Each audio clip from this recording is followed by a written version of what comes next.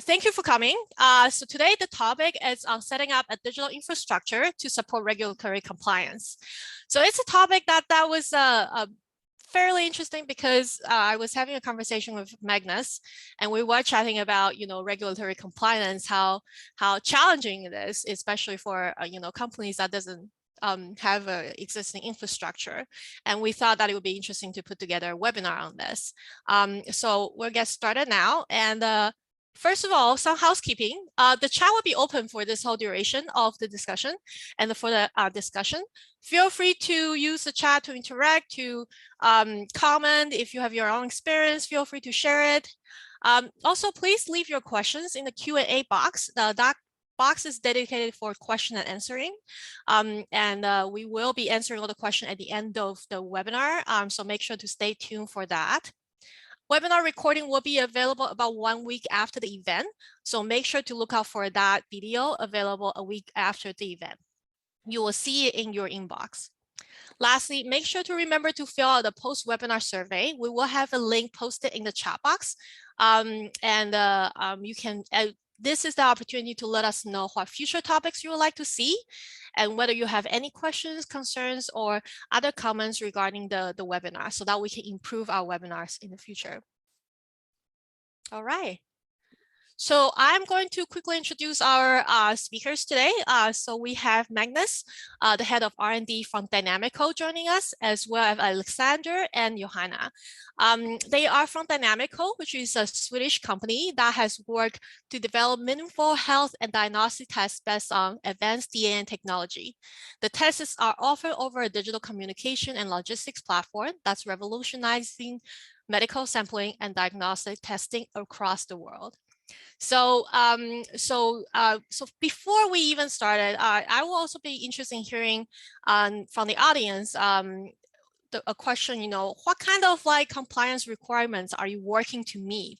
Because a lot of it will be coming into this. So if anyone has any comments on the compliance requirements that you're looking for to meet, or even if you are setting up your digital infrastructure, what kind of structure you're looking to set up, feel free to leave a comment in the chat right now, because this will help us to address some of these questions later on.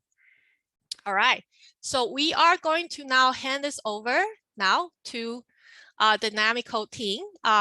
The topic is the digital infrastructure and regulatory compliance. And the team will first go over what the Dynamico does and the kind of products that they offer. And then we're going to go into a little bit into IVDR, which is the regulatory requirements that they have the experience with. And then we're gonna go into a bit of a Q&A, question and answering discussion session among the panelists and me on digital infrastructure and regulatory compliance. And lastly, we're going to have a Q&A for anyone in the audience to ask questions. All right, Magnus, do you want to take over? Yes, of course, Teresa. You're saying that you missed one part after the IVDR, yes. The IVDR brief part. We were also going to show you how we actually work with sign out Right. Thank you for bringing that up. I can't believe I missed that. I think no problem at all. I think my company is not going to be happy with that. That I missed that. So thank you so much. Anyways, please take over. Great. Yes. So now you stop sharing your screen. I can start sharing mine. Thank you. Perfect. Thank you very much. Yeah, we're seeing your screen now. Great. I'm just going to go into presentation mode. Hope that works. Do you see my screen as it should be? Yep. Hopefully. Great. Perfect. So Dynamico, just to give you all a brief understanding of who we are and what we do, it's much easier to understand how we do things if you don't understand what we do. So we see how it all fits together with IVDR and sign out, etc. So our vision is to shape tomorrow's diagnostics. So we are a lab-based company. We have a lab at heart in Linköping in Sweden, opening up our second lab in the UK. We're doing diagnostic products. They are all based on self-sampling. So we send a kit home to the customer and they take the sample, send it back to our lab, and we do the analysis. And then we combine them together with the telehealth companies that are really big in Scandinavia and growing in other countries as well. So we are one puzzle piece of the whole digital healthcare chain, basically. So to the right here, you can see one of our products, a product for bacterial vaginosis and candida. It's a patented product we have today. We look at several different pathogens and we compare them to each other and normalize for the lactose bacteria to see if you have bacterial vaginosis or not. So we combine all our products in our DC platform. DC is dynamic codes. That's not some kind of current, of course. So we have this IT platform where we combine the traceability of all our products from the manufacturing of the test kits to the laboratory analysis and the sharing of data to the physicians and pharmacists that we represent in many different areas. So we can keep full traceability through the whole system and the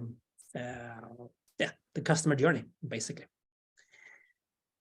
Our main channel for customers are for pharmacies. So we are present all the pharmacies in the Nordics, about 1,000 big pharmacy chains, and also by a e-shop, of course. But the most interesting part that we are providing through is the telehealth companies.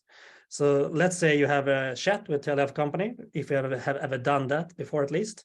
They can only help you somewhat with a video call, but to be able to help you with a broader spectrum of issues, you need to take a test as well, quality assured lab test.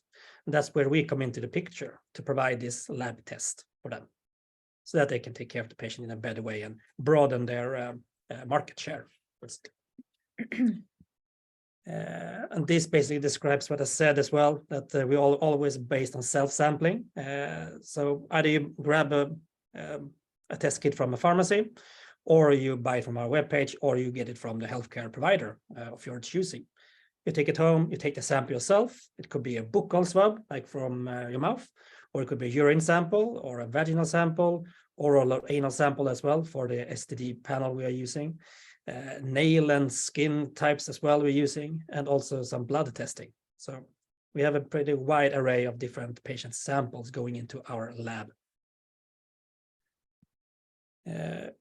Couple of customers, the biggest pharmacy chain, the telehealth companies, Kry, I know it's called Livy in Germany. I saw that I had some guys from Munich.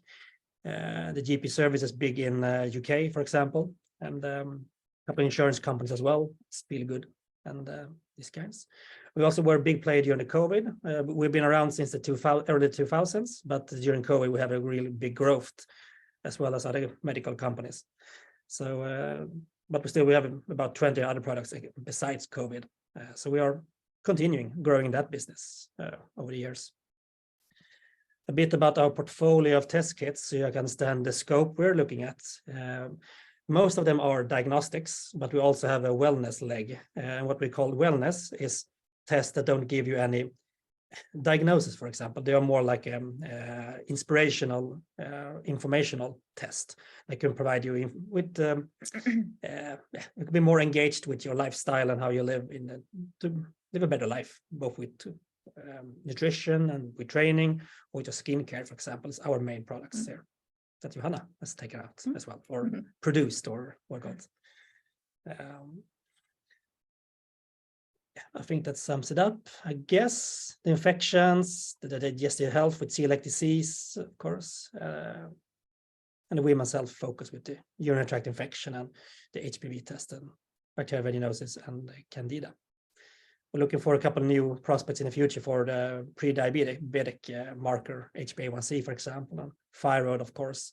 It's an interesting market. Algae as well. Big volumes, but you have to do it right. And there are a lot of actors out today who will be swept away by this new IVDR regulation because they are doing really dodgy, crappy things. If I'm going to be frank with you all, that it will not be possible to keep that on the market after 2026. So a brief about the regulation. I don't know what your background is. You didn't really write that much in the chat, but from our perspective, a really brief overview of IVDR. Is for the in vitro diagnostic products. It came into effect in May 2022, but a lot of legacy products, that is, they are registered under IVDD, that was the previous standard, or regulation before this. So they have their certificates could be valid until May 2026. So there might be, or there will be, a lot of legacy products around until that time. After that, we will have a big drop in available products in the EU at least. And what is the deal with IVDR? It puts a lot of more challenges on documentation, traceability, requirements on systems and instrumentation, for example. Traceability is one big thing. Another big thing is the requirement on clinical validation of the whole product. Previously, you could get by combining different products and, for example, sharing the performance for each of them on their own. Under IVDR, you have to combine them to give them the performance provided when they're used as it's intended, as one product, basically. So this sparks the need for clinical studies. And as many of you probably know, that is very time-consuming and very costly. So this will put a wet blanket on the innovation market and the medical device market for many years to come, because many more small players will be wiped out by this, basically. And the other ones will have a bigger market, or have a bigger market share, basically. But the benefits of this, of course, secure products, heavy backed claims, with all the true intended purposes, removing many, as I say, dodgy products from the market. That's it from me. I will leave over to, and if you have any questions, please feel free to give them all over whenever you want to, when it pops into your mind. Otherwise, we have a follow-up afterwards, as Teresa said as well. But if there's nothing, I will continue handing over to Johanna, I guess. Why can't it... Thank you, Magnus. There it is. Find it? Yes. First, I show you a summary of the workflow on how we are using Cynote. And we use Cynote for planning and performing laboratory experiments. And I think all of you may be already familiar to Cynote and how you use it. But anyway, I will go through it, how we use it.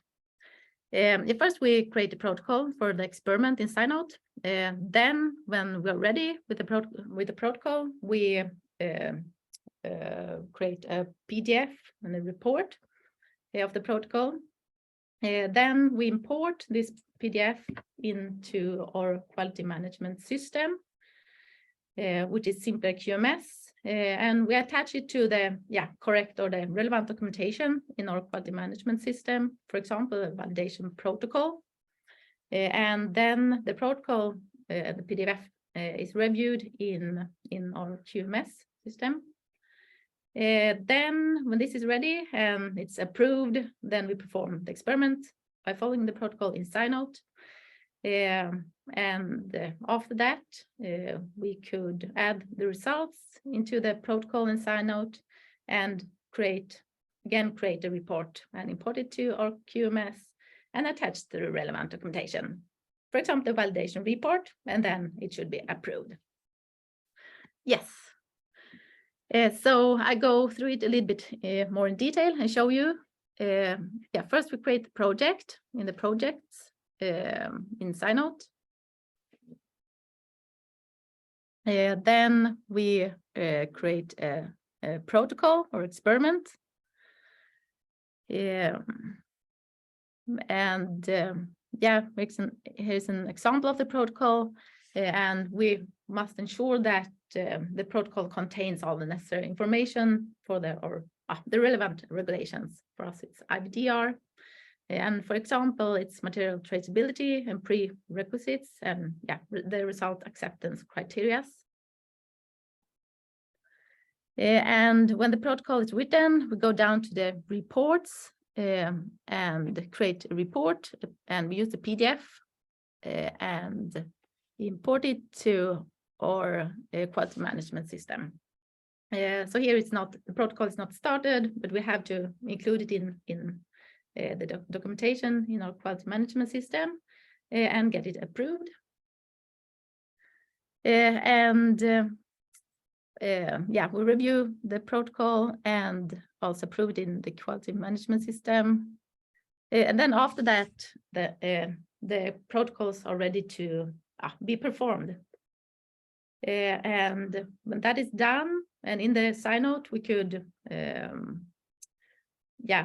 write comments and so on during the process when we perform the experiments, and then later add the results to the protocol. And then again, we create a report including the results and include it in our EQMS system. And then again, the report, including the results, are reviewed and approved in our quality management system.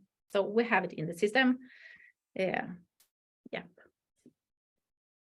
I just emphasize one thing as well, Johanna, as you mentioned, but sign-out is very easy to use in this way, and we try to keep as much out of the quality management system as we can. For some means because it's more efficient. So we have the planning. That's a must-have to have in a QMS. The plan for the study, and then the report, of course, as well. So they are in there, approved, reviewed before we start, and then after it's done as well. So those are the key steps that we try to keep, or that we have to have in the QMS. The other things we keep outside because sign-out is much easier to work with than the EQMS, basically. Awesome. Thank you so much. So I'm going to quickly share my screen now, just for a second. Thank you. That's a great overview of what you do in dynamic code to use sign-out to help your work with a compliance requirement. So can everyone see my screen now? Good. Yeah. Perfect. So we're gonna get started with our discussion. And like Magnus say, if you have any questions, please feel free to just mention it in the chat box or in the Q&A box, and we will answer those questions. But excuse me. So we're gonna start with one question, which is, what is the biggest challenge you face when it comes to regulatory compliance, especially like in the context that we're discussing, when it comes to the whole, like a process of like going from one, requirement to something like IVDR, which is a lot more specific, has a lot more requirements, and demands a lot more documentation. Yeah, there are a lot of steps we can take, but one of them is to some systems are quite cumbersome, how to work with all the administrative burden that's placed on them. For example, the QMS is mostly this way. So if we can try to keep things outside of it in a more workable system, for example, like sign-out, it saves a lot of time for everyone, both the ones doing the laboratory work, but also the people approving the documentation. They are reviewing and approving only the ones that they actually do, where it adds value for them to approve and review. So that's one thing. Then I think it was a question for you, Alex, as well. I think we missed you in the presentation, basically, because you had no slides. But you were to outline why we chose sign-out to begin with, to use as our lab documentation, lab dogbook, lab journal. Our main choice to have sign-outs as a laboratory diary is one, of course, the strongest. It's an electronic diary that is fully Part 11 compliant. So we have the fully audit trail. We know who does what, and also makes the commentary very much more easy. Having to presentation more nice and tidy, or well documented on when we started and when it is planned. We can see and make the plan more efficiently. So that's one of the great reasons why we choose sign-outs, because it fulfills all the requirements, and it's helping my job as quality engineer to review the test and protocols that are set up.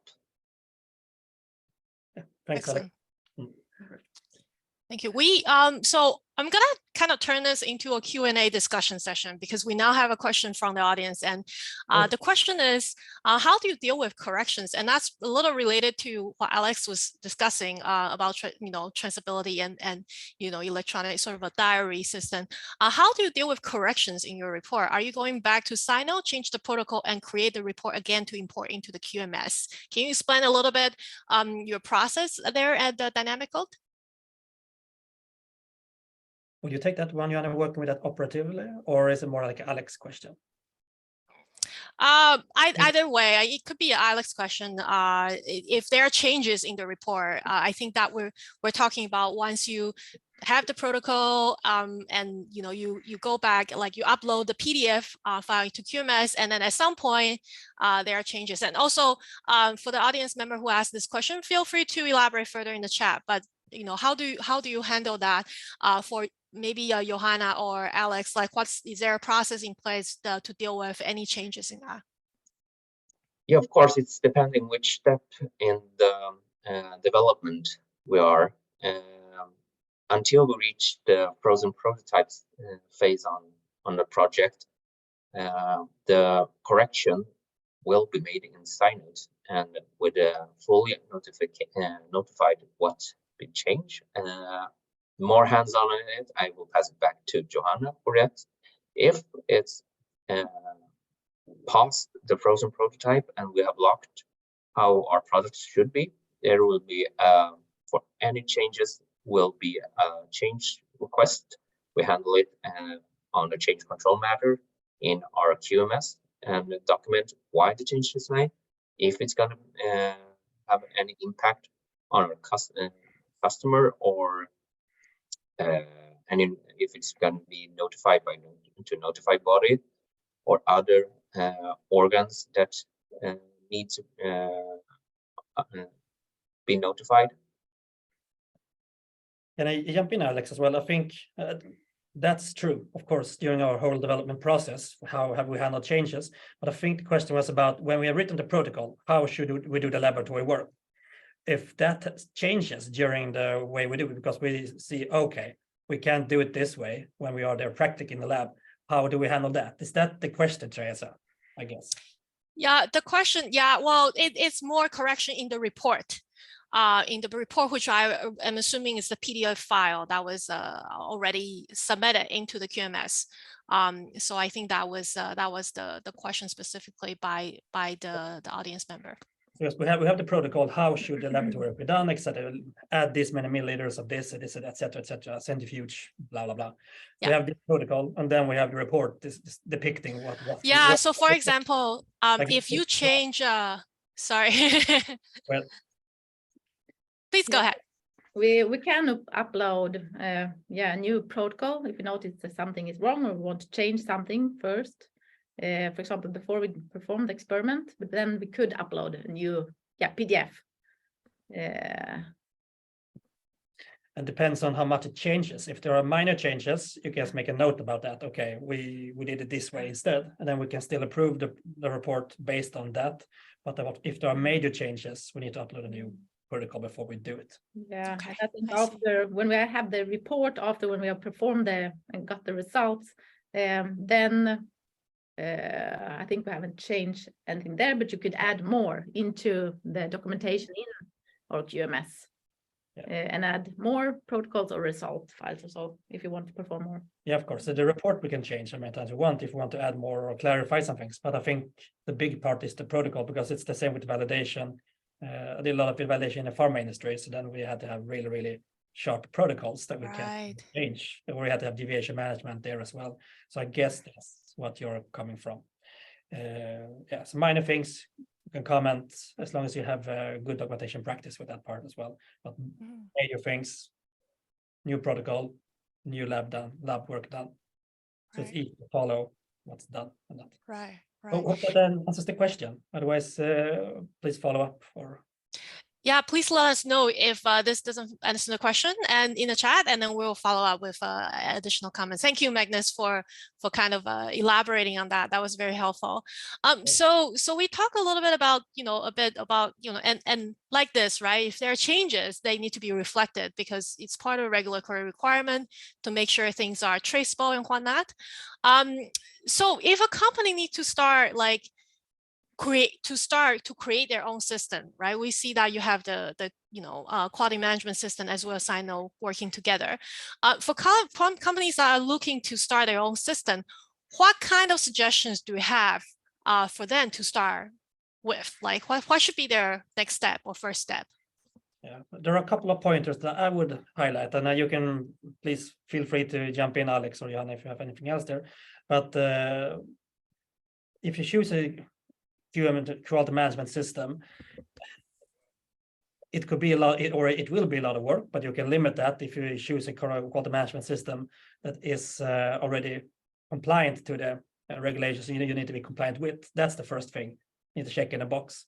And then if it has templates already done for many of the ones documentation you're going to create, that saves time. Of course, need to make some hands-on adjustments to make sure it's applicable to your business. But that's one other thing. And the third part that I wish we'd done before is to actually hands-on test the system or talk to reference customers, because many systems are cumbersome and you want to have to minimize that, of course. So it's fast to work with, easy and easy to understand how to do it. It should be intuitive how to work with it. There shouldn't actually be any need for any training. It should be intuitive. We're used to these great HMI systems, of course. So that's my view on it, at least. If you have anything to add, because you were part of the procurement process as well, Alex, and I don't think you were part of that much, Johanna, when we found our QMS, because that's the thing you're looking for, right, Teresa? The QMS, Yep. not the sign-up, because yeah, sign-up is great. It's easy to use, so it's tick those boxes for us at least. And I'm Alex, not it anyway. Alexander, do you have anything to add? No, I think basically it's what Magnus has said. It's have its importance that it's also as I said, it's compliant. It will be MDFD and also start in time. Have a good plan on what your product is, what your intended use of your product. So it's much more easier for do the documentation and so on. You don't need to do any corrections in the halfway because you find out that it wasn't that particular thing that you are developing or producing. So planning is a good thing for me. Another thing hit me as well, because many products need to put together a technical file for a product, and that can also be administrative hell, basically. But some systems have an easier way to do it. The one we're using, you just basically push one button, or maybe I'm sweet talking a bit, Alex, but it's easier to compile the technical file if the system if it's done for that. So you don't have to pick out every document from every folder and create a new folder with all the documentation in and keep track of the versions of all the documentation that's part of the technical file version X, for example. So it's easier if the system can compile that for you, because it knows which folders contain the documentation that's part of the technical file and can compile that for you. Right. So one big thing with our system we use, at least.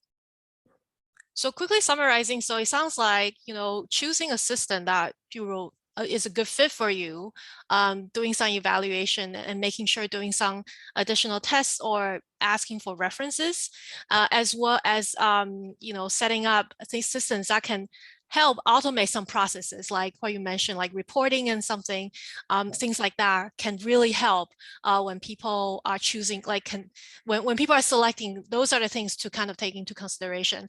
And I really like your point about getting references or potentially meeting with the company, like testing out the system, because that's what we always encourage people to do, is that like unless you are able to really test the system, right, and use your own data to try to test the system or talk to the companies, the vendor, it takes a long time to actually explore those options and to actually really know what fits well. And then so yeah, that's also and I'm glad you brought those up, because that's also on our end, that's also what we will recommend, is for people to kind of meet with the vendor and make sure to have a good chat with them about the requirements and compliance and needs and all that. So I want to dig a little deeper, because we talk about how the quality management system is sometimes cumbersome to use, and I'm curious about, like, so it sounds like that you already have a quality. Do you already have like some sort of quality management system in place before getting Sino? Like, what is the motivation, like at that point, to kind of go like, oh, we need Sino, or is that happening around the same time, or is like what is kind of like the sequence of how that happened? I can elaborate a bit about that, and feel free to fill in, Alex. I like to talk, as you might notice, so please shut me up if there's anything better you can say. But yeah, we had a quality management system before, or if we can even call it that. It was an easier, lighter version that we used. Synod got incorporated a little bit on the side because we needed a better lab journal system to use, basically, R&D perspective. And we were really happy with Synod, how it worked, but we think we were using a lighter license there as well. Then with the whole IVDR coming up, we realized that we needed to change the quality management system. So we went out and found bought some and made it our own. And then we found how to work with the lab journal system together with that. And we found this way was the one that was most efficient for us, at least, to work with Synod combined with our quality management system, but keep the things that Synod can do well in Synod, and keeps the things that we have to have in the quality management system in the quality management system. Right. Very good point. Alexander, do you have anything to add? No, basically what we have previous was more a documentation management system, and of course a quality management system is more of it. What we're doing is have it separated just to make it easier to notice, but still it's because the two systems are Part 11 approved. We have the full audit trail on it, so that's basically what's the best part is having two electronic systems that could combine with each other. Perfect. Thank you so much for sharing that. I think I have one last question before if we open it up for additional questions in the next stage to the Q&A session. I'm kind of combining everything together given the group. So I'm very curious about your journey, really from especially throughout this whole IVDR thing. So outside, in addition to when we're talking about very digital, the infrastructure and whatnot. So this whole journey of like finding out, okay, now there's going to be this change to now we need to implement this to the final arriving now at this infrastructure you have. Do you have any tips, or like based on your experience, like I'm interested in learning about that experience, but also like through that experience, do you have tips in addition to the digital side of things? Like what kind of tips can you offer to the audience members when they're navigating, whether it's IVDR or any other, FDA or other, EU requirement and whatnot, when they're exploring those options? Yeah, I can start, as you probably guess, but it has been quite a journey. But the first part is we underestimated the impact this new regulatory part would have on the whole business and on us as a company. So we should have started earlier with the adaptation to this IVDR regulation in hindsight. And I guess it's the same for the other ones. One other thing that I would tip about this, it's easier to use consultants and lawyers to interpret the new regulatory part, but it also ties you a bit, ties your hand behind your back a little bit, because you need to be able to understand at least well enough to see what adaptations you can make and how this affects your products and how you can work with it. Because otherwise you will be tied to expensive consultants and lawyers for every little question. Can we do this? Can we tweak this? What happens if this happens, for example? So read it yourself and talk to people, make an effort to understand the bigger picture, and afterward, as time goes by, you understand more and more how it works, what you can do. So that's one thing, because we started a little bit too late. We were caught up in the whole COVID pandemic part. It took true. long time, but at the same time, it was good in some way that we waited until afterwards, because it takes a lot of money and resources to go around to be compliant in these kinds of regulations. So we made a lot of money during COVID. We did that, and fortunately we did, because otherwise we couldn't have survived this to make ourselves compliant. Right. Yeah. So the journey from seeing what are the demands on it and what we need to change, and it came a bit incrementally. First, we thought we could reuse the most we had for our products to make them compliant. But the more we did it, the more we learned, the more we realized we need to change things a bit from the beginning.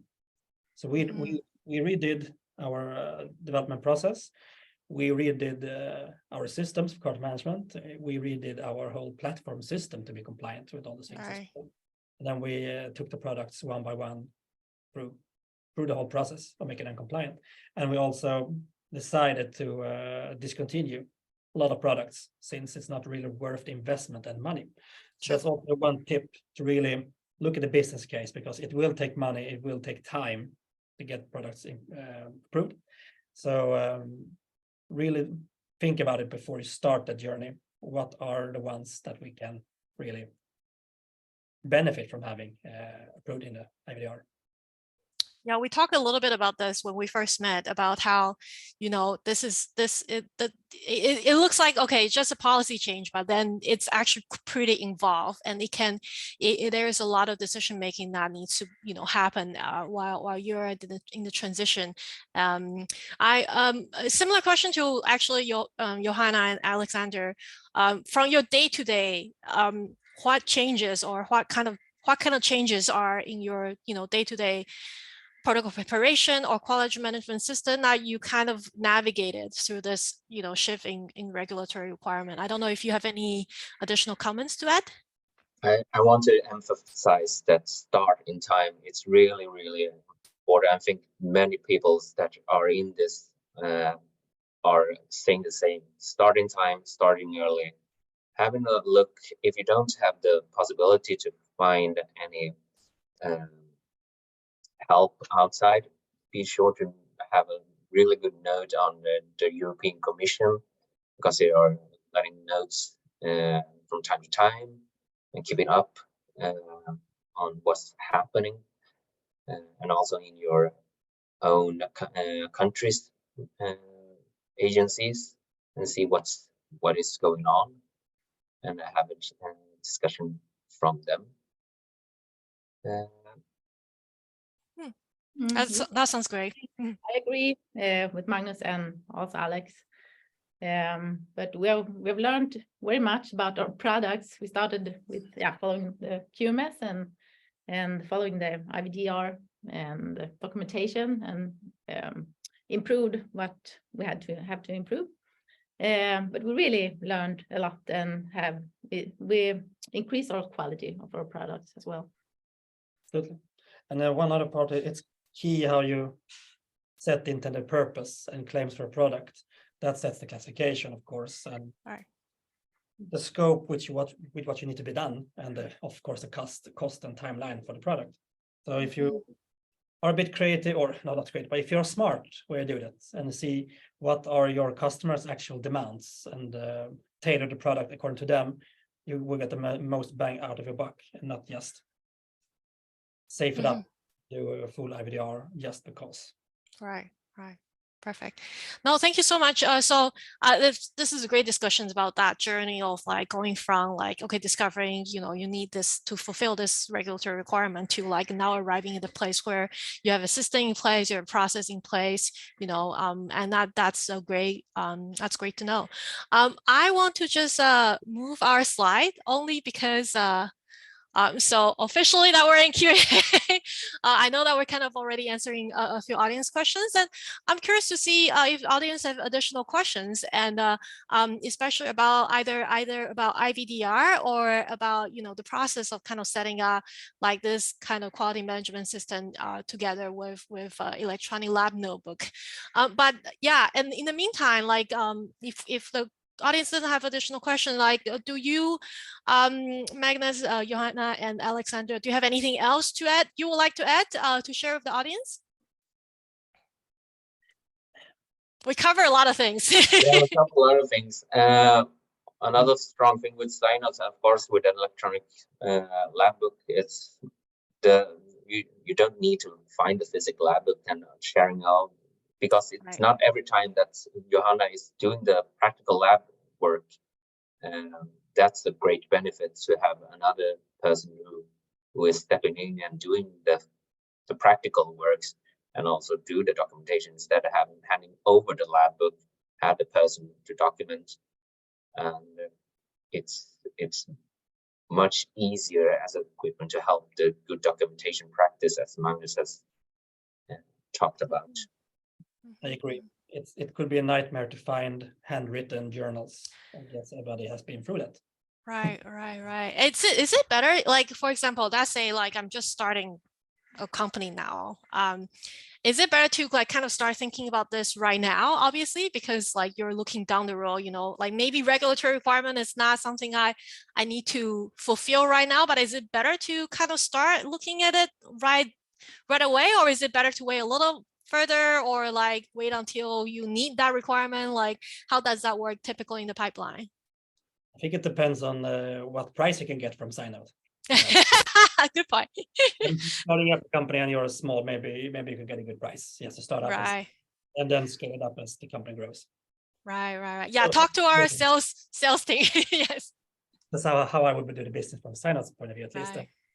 Get people on board, and it would be much easier to see all the results. I think you would regret it if you don't do it digital from the beginning. Right. Very good point. I want to remind actually Laura, if you see the additional Sino team member, that's Laura, that's our technical person that has been working behind the back. And Laura, if you can share, as I mentioned, there's a little survey that we are hoping our audience members can fill out just to help us understand whether you are getting everything you need from this webinar, or that if there is any additional future topics that we can cover that would be of your interest, and please make sure to fill that out so that we know how we are doing with the webinar. Yeah, and then if anyone has any additional questions, and I know that Magnus shared his linking with us in on the webinar page, so yeah, feel free to, like, I don't know, Magnus, if you're okay with that, for if companies want to connect with you to learn your experience. Of course, that's I encourage that. Both if there's any like collaborations you think of, we can make together, or any questions we can learn from each other. I'm really open to that as well. Excellent. Thank you so much. Our businesses here as well. Yeah, and from the Sino side, if you have any questions, you're looking for, if anyone in the audience is looking for additional references, or want more of a detailed kind of demo or understanding of how things work, or even tips and tricks from, like, if you are already a Sino user, make sure to connect with your customer success manager. If you're not a user yet, feel free to reach out, and then we'll make sure to guide you through how things work in Sino. I think that's all we have today. And thank you, Magnus, Johanna, and Alexander, for joining us from Dynamic Code. And I want to thank everybody for joining us. And please make sure to fill out the feedback survey. That will help us to learn more about your audience. Audience needs. And that's all. Thank you so much, everyone. Thank you, Teresa. Thanks for having us. Bye. Bye.